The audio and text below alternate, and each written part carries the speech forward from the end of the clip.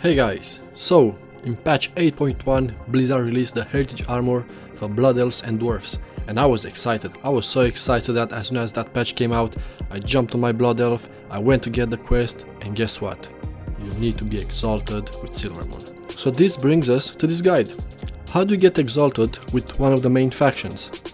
Well, it's quite simple. You go to that faction's courtmaster, you get at a bard, and then you run dungeons.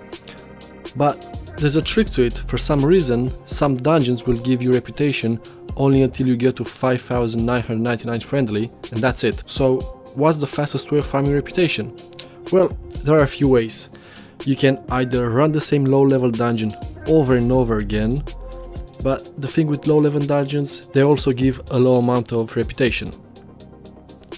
You can farm a dungeon like Stonecore or Vortex Pinnacle, and like that there's a chance of getting the mount. And there's also the third way, which I think is also the best way, is to go in a place like Outland to start with, run a normal dungeon and then run the same dungeon heroic.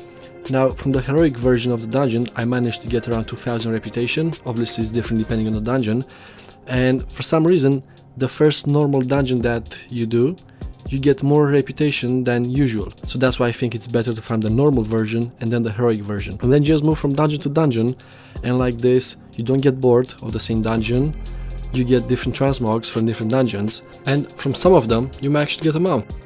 Now there are also other ways of getting reputation, like doing the low level quests in that area or buying tokens for the Argent tournament, but none of those methods are fast enough. Now, I hope this guide was useful. I try to keep them as short as possible and to the subject. And please make sure you subscribe, and I'll see you next time.